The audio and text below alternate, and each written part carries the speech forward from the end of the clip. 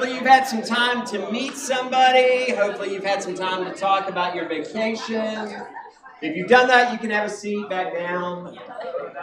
If you need to stand for the service, that's okay too. Hey, but I hope you got to share a little bit with somebody or get to meet somebody else because, it's easy to come in here every week and to get into that routine of walking in, you have your seat, you sit down, you don't meet anybody. And it's always a good thing to kind of take some time to talk with people and introduce yourself because you may not know everybody. It's good to get to know some folks. But whether you've been here a long time, whether it's your first Sunday, we're glad you're here, and we're glad to be back together. The reason I asked you to share your favorite vacation is because then it gives me a chance to share my vacation. That's what it was really about. I wanted to share my favorite vacation. I have a favorite vacation that I take just about every year unless hurricane season is really bad. It happens in October or around October. I will be gone for a week just about, and if you try to call me during that week, you're probably not going to get me. And let me explain why, okay? It's not that I'm ignoring you, all right? Well, some of you it might be. But the majority is not, that's not the case, all right? But let me explain why this is my favorite vacation. Every year, I go to a place called Cape Lookout, North Carolina. It's a national park. It's on the seashore. It's called the Cape Lookout National Park and Seashore, okay? Now, why do I like this? There's a couple of reasons. Really four that I really enjoy this for. Number one, this is always a father-son trip. We've done this for a couple of years now. I started going about 6 years ago. My son started joining me about, this past year was his third year. And I get a full week hanging out with my son and fishing, having a good time. He's just there to enjoy it, and he lives his best life because he loves the water. So I always enjoy that part of it. The other thing that's really cool about this thing is you can only get to this island by ferry. You have to drive your vehicle onto the ferry, and the ferry takes you over, and it only takes about 4 to 6 vehicles, depending, across at a time. You have to schedule it months in advance, and you cannot miss your ferry, or you're waiting until they have an opening, right? So that's the only way on. That's the only way off. And let me tell you something. If a hurricane's coming and you're scheduled to get off, and you're not scheduled to get off that island, let me tell you, it is an exciting time because I have lived that dream. Okay. It's one of those things that just makes it unique. You're on and off only from a ferry. Another thing that I enjoy about this place is you have to camp there. Now, you can rent a cabin, but they're very rustic cabins, mainly just for fishermen on the seashore. So it's very simple. There's no TVs or anything like that in it. You have to camp there. And I love camping. You guys know this about me. This is one of my favorite things to do is to camp. I love to be out. Now, I didn't say I don't camp bougie because this is my camp setup. You know, I camp on top of my vehicle. I've got a memory foam mattress. I've got a refrigerator, all that in the back of this truck. But I still love camping. I love being out. And then you can't possibly beat the views because when I unzip my tent in the morning, this is the view that I get. I am literally less than 100 yards from the ocean. And I just sit there, I sit down with a cup of coffee and I watch the sun come up. It's the only time I get up for the sunrise. But it is beautiful. I love that. And I just get to take it in every year. And I love kind of the isolation because it also is a place, as I said, it has no cell phone service. Very little cell phone service. You have to take a satellite communicator in case there's an emergency to be able to get off the island. That's the only way that anybody's coming to get you. So, like I said, if I don't get your call, it's because I don't have service. All right? But that's something I love because not only do I have to unplug, but my son has to unplug. And so we actually have to talk. It's an amazing thing. You should try it sometime with your teens if you haven't gotten to it. It's a great thing. But it's also a way to kind of reset because I don't really realize how much I stare at a screen until I can't stare at a screen, until it's pointless, right? And how much time it consumes. So I love that. But there's also something else I love about this place. There is one historical landmark on the southernmost tip of Cape Lookout, and it's probably what you would imagine, a lighthouse, right? There is a lighthouse that has been there for hundreds of years. Now, over time, because of technology, the lighthouse has changed and adapted. It's fully automated now, LEDs, computers, all that stuff. But it's still operational, and it lets ships know that are along the coastline, coming into Beaufort, that this is a dangerous place, that there are shorelines, sandbars, all kinds of things. And it's been operating there for a long time, and it was one of the early lighthouses built because they realized how many ships coming into the port of North Carolina were crashing, okay? And it's one of those things that has been around for a long time just to kind of warn people. Now, it was originally built, and for a while it had one lighthouse keeper. And if you want to learn the history on this place, you can see it online, but there's a lighthouse keeper shed that's there on the island still, and it's been turned into a museum. It's awesome. It's full of information. But the first lighthouse keeper that was there was in the early 1800s, and he went up and down and lit this lamp. He was there by himself to warn off ships. The problem was when they built the lighthouse, it wasn't tall enough. All right, I understand that problem. It wasn't tall enough to warn all the ships. And so in 1812, they rebuilt it, and they decided, hey, it's a lot for one person to be on this island pretty much by themselves, so we're going to let them bring their families, but we're also going to add two other light keepers, so that they can take a 24-hour shift to actually light the lamp and keep it lit, but then also take 2 days off, so they just keep rotating. And so in 1812, they rebuild a second tower that's taller, bigger, and it's still an expensive cost. At that time, it was $720,000, which doesn't sound like a lot now, but then that was still a lot of money. And it was built for that purpose, to warn off ships coming into port, to drop off supplies and goods. Now, the thing about this is, for these keepers, they kind of lived in this shift, but they had to decide to be there. Because once you decide that this is the job you want to do, you leave everything else behind. You move to this island. You live on this island, so your family comes with you, thank goodness. Hopefully you've got a willing wife and kids that are excited about it, because I'm going to tell you right now, that's all they did. They lived on the island together, and that was their job. Now, that means no schools, so homeschooling. You didn't have easy supplies to goods or anything like that. You pretty much gave up every way of life and created a new way of life. And you did that simply so you could help save lives, because that was your job. To light the lamp to save lives, so that other people would be safe. You sacrificed some things so other people would be safe. Now, you may not think there's much to actually keeping a lighthouse, okay? That there's not a lot of work to it. But let me tell you, I've got a sketch here of the lighthouse. This is just the top. But at the lighthouse, there were over 216 steps up and down the top of the lighthouse.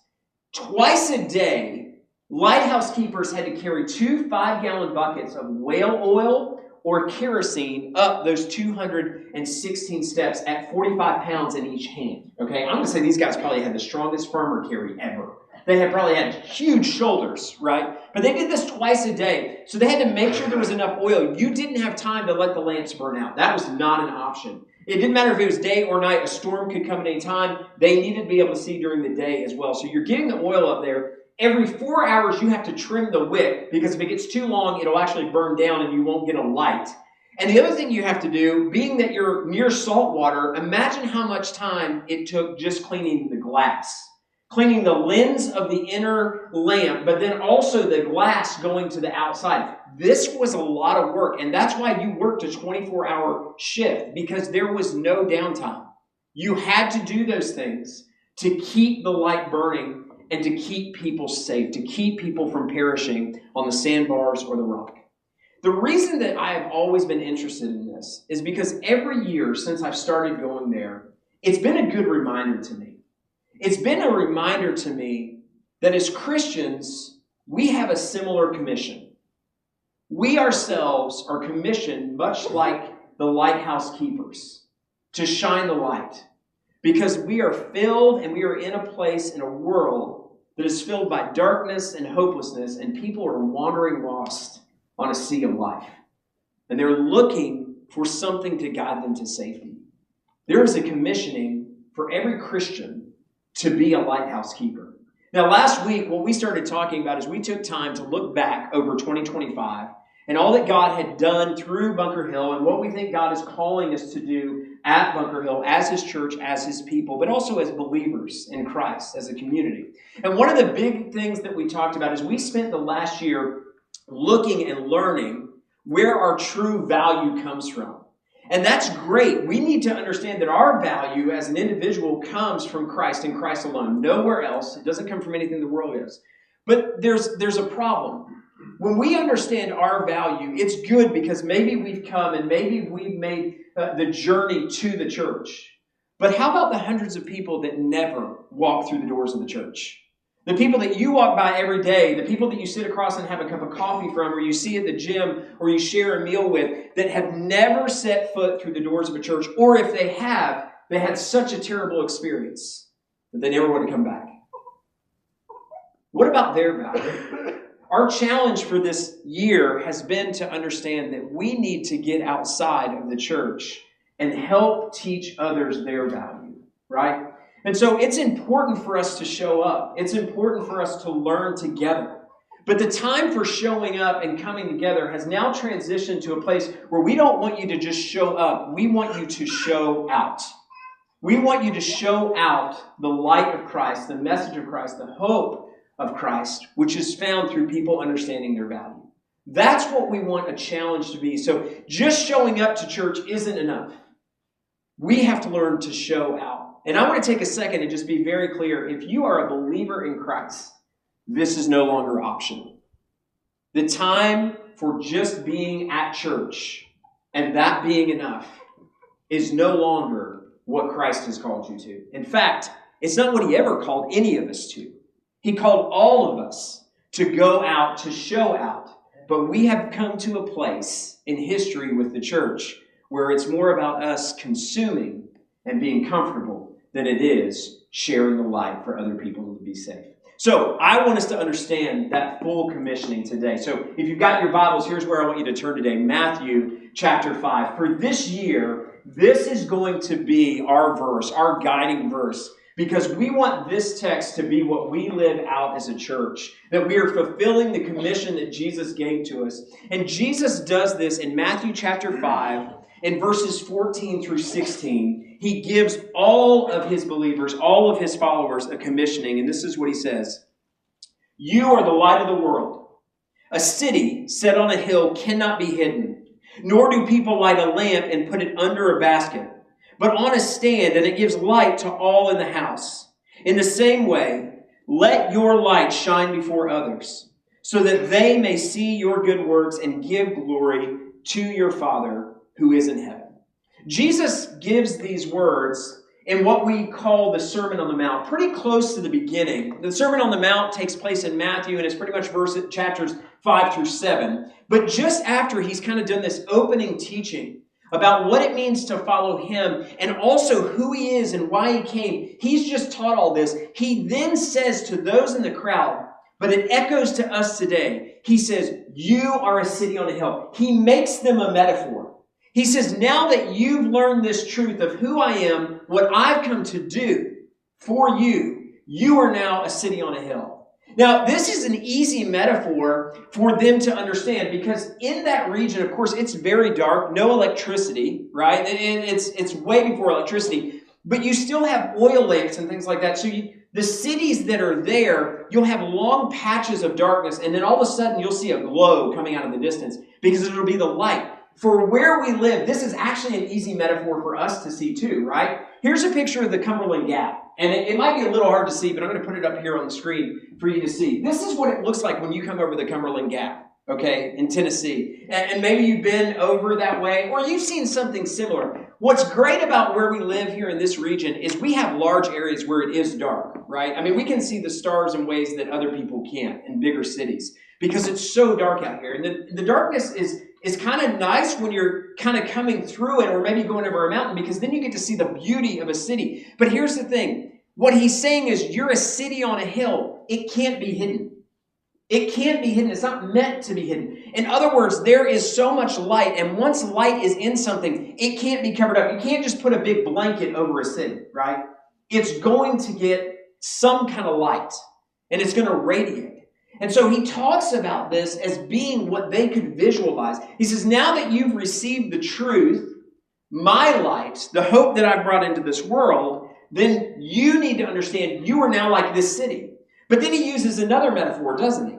He says, you are like a lamp, okay, in a house. It wasn't meant to be put under a basket. It would be ridiculous to put a lamp under a basket, right? Because why would you even have the lamp on? You know, it's supposed to give light to the whole house. It's supposed to bring light to the darkness wherever you see it. And so he gives these two metaphors as a way to say, once you have understood the light, once you understand the truth, then you weren't meant to be dark. You weren't meant to keep it to yourself. Why does he say this?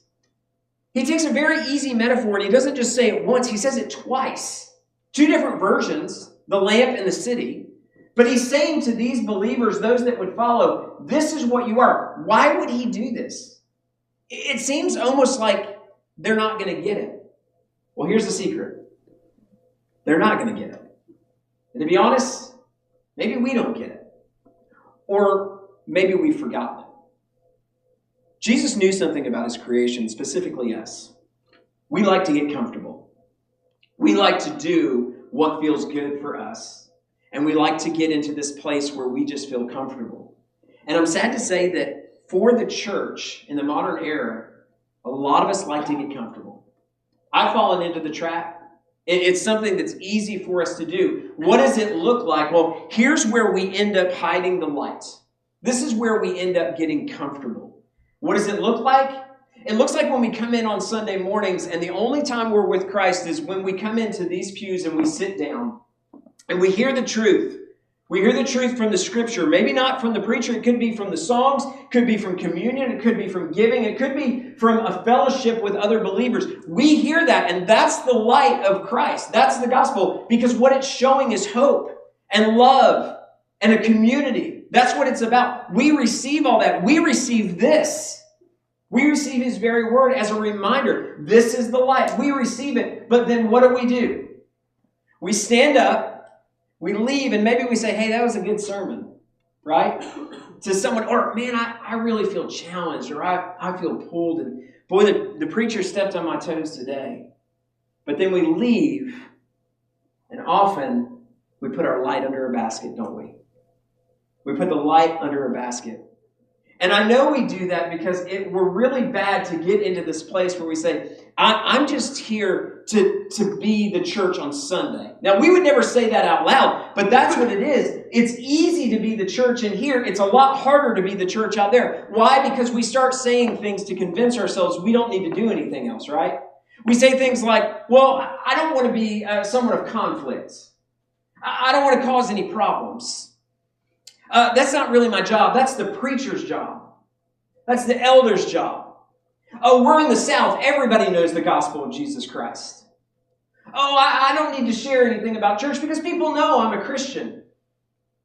So we leave this place and we have light, but then we put it under a basket. And that's exactly what Jesus knew was going to happen. He knew it was going to happen in that crowd, and he knows it's happening right now. He knows it's happening today. That some of us will receive the light and the truth of the message, and we'll walk out those doors, and we will never shine the light. And it's not optional. He says it's ridiculous, in a sense, to do that. That's why he uses such ridiculous metaphors. A light can't be hidden from a city, and a light can't be hidden under a basket. Why would he make that metaphor seem ridiculous? It reminds me, a couple of years ago, I heard a story about a guy in Atlanta who broke into a shoe store. This is when I was younger. He broke into a shoe store in Atlanta, and he starts to gather up all of these shoes. And one pair of shoes that he really wanted, that were really popular at that time, were LA Lights. You remember LA Lights? Did anybody have a set of LA Lights, or was I the only goober that had these things? Okay, I was the only goober that had these things. No, thank you, Bubba. We're in this together. We're the only goobers. So the LA Lights were extremely popular, and some of you younger folks, younger than me, are looking at me like, what are LA Lights? At a time, LA Lights were literally these shoes that had lights built into the sole, and every step you took, they literally lit up. And you're going, my kids have those. Yes, it's true, your kids have those. But at one time, these things were very expensive and very popular. Basketball players had them, they were pushing them. Baseball players had them, they were pushing them. He steals a pair of LA Lights, which are well over $200.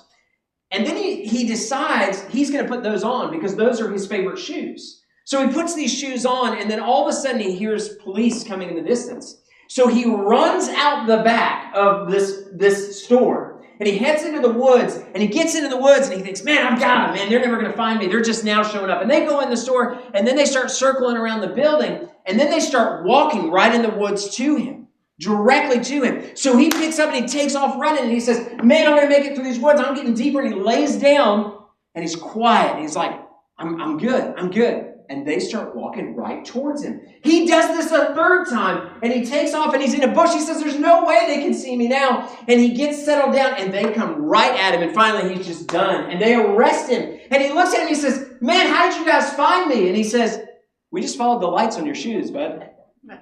All the way through the darkness, they followed the light. It drew them to something. Why? We laugh at that story and go, man, that's ridiculous that this guy would have lights and he would be running from it. But I'm going to be honest, that's exactly what we're doing. We're just as ridiculous. We go out into a dark world and over 85% of our nation says that they are Christian, but they don't ever shine the light. They put it under a basket. And people are looking at them and saying, if you're a Christian, is that truly what Christ is about? Is that what the light is? I don't know if I want to be a part of that. We're just like that guy going, why do people keep coming to me? I'm hidden. We're carrying a light. Once you are interacted with the light of Christ, it doesn't go off you. But it's what you do with it that defines whether you are a follower of Christ or whether you're just a church attender. Now, I don't want you to get me wrong. Coming to church is very important. It is the place that, like the oil going to the lighthouse, we refill. It is the place we're equipped, but we're equipped to go out and to carry that light wherever we are in the darkness. Now, the text doesn't end here because we might be looking at this and saying, well, what does it look like to carry the light? Well, Jesus gives his group, those that are listening, a very practical way to understand this. Matthew 5, verse 16. Read it again with me. In the same way, let your light shine before others so that they may see your good works and give glory to your Father who is in heaven. Now, I want you to hear this because there's a chance we could hear this wrong, what he's saying. Jesus says that the way we let our light shine before others is so that others may see good works. It would be easy for us to hear this and say, does that mean I've just got to go do things? I've got to do things right. I've got to serve. I've got to do this a certain way. Is that what that means? That it's about good works? Here's what we have to understand. Good works do not bring about salvation. Scripture is very clear on that. Several places, it's good works do not bring your salvation. It's not about you receiving salvation. Good works are actually a product of your salvation. Let me say that again. Good works are a product of your salvation. Once you realize what Christ has done for you, which is to come and die, be resurrected, and to live again, once you realize that he died for you, then out of that reaction, why wouldn't you want to do things that show him you love him? Those things that we do as actions, those good works, are a product of our salvation. They are not what bring about salvation, and that's what he's saying. The way you show what I have shown you is to do good works for others. How do we know that? Because Jesus did that. Jesus came and did good works for people so that they could see why God sent him. In the same way, we do good works for people so that they can see why Christ was sent for them, what God has done for them. That's the purpose behind good works. And in 1 John chapter 3, verse 16 through 17, it says this. This is one of the ways we show those good works and what it echoes. By this we know love, that he laid down his life for us. And we ought to lay down our lives for our brothers. I want you to pause on that for just a second. That's the light. That he laid down his life for us. And that we ought to lay down our lives for brothers.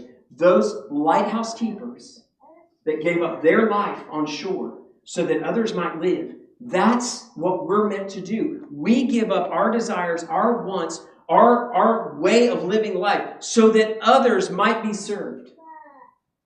That means giving up some of the things we had planned.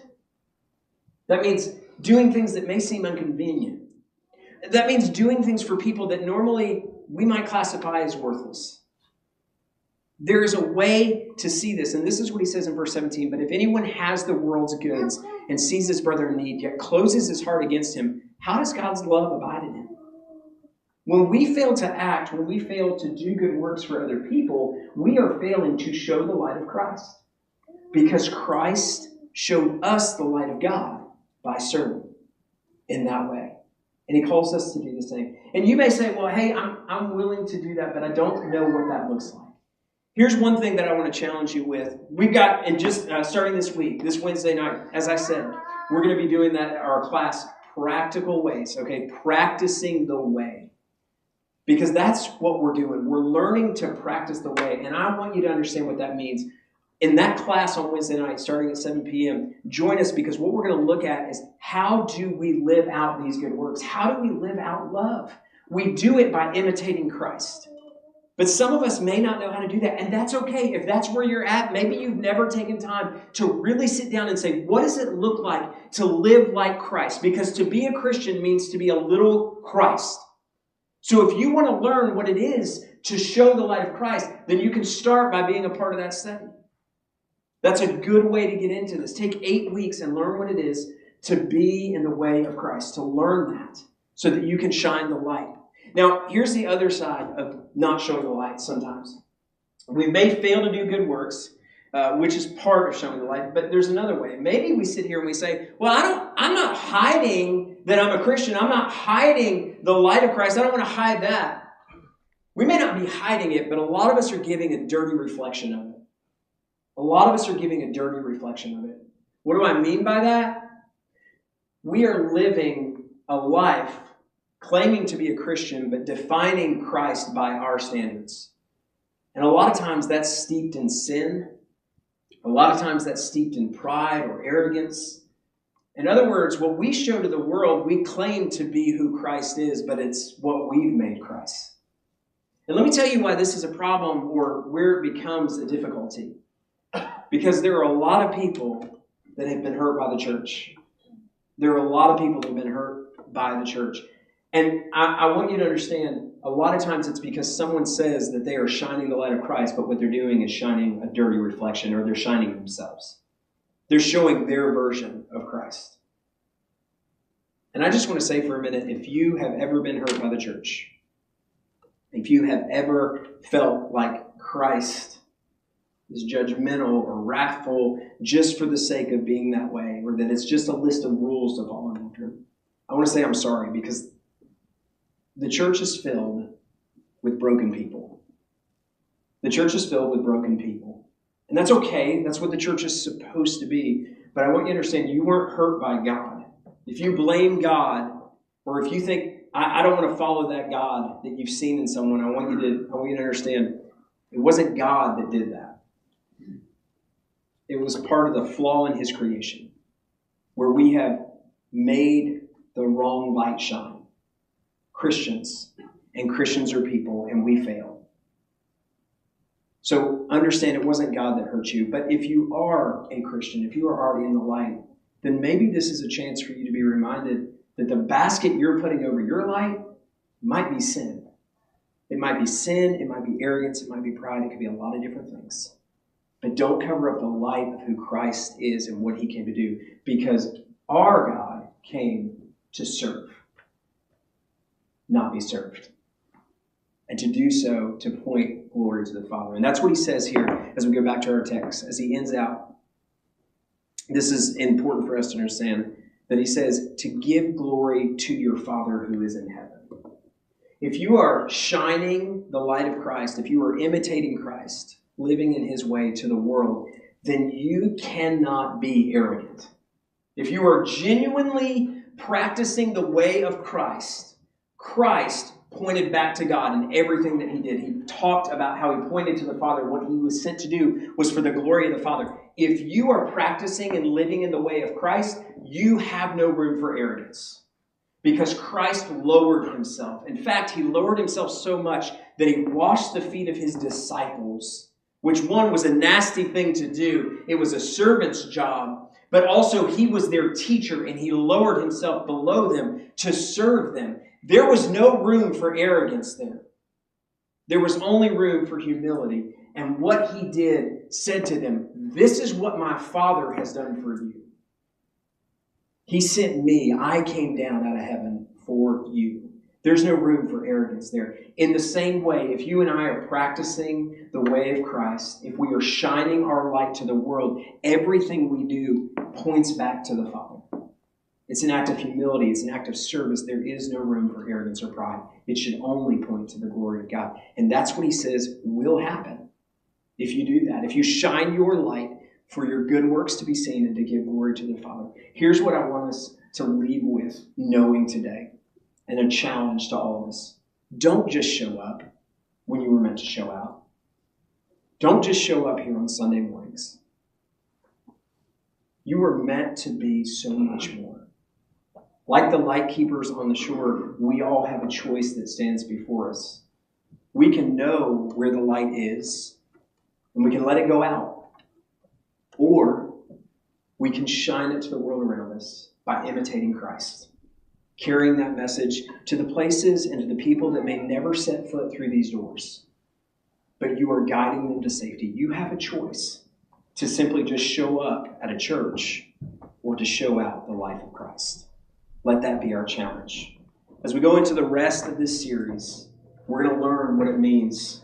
We're going to look at the early church as we did last week and how they were devoted and those things that they did to actually shine the light of Christ. And that's going to be what we look at this entire year, what it is to shine the light of Christ through many different avenues of our life and through everyday opportunities. Won't you join us? Won't you come back and be a part of what Christ wants to do with your life?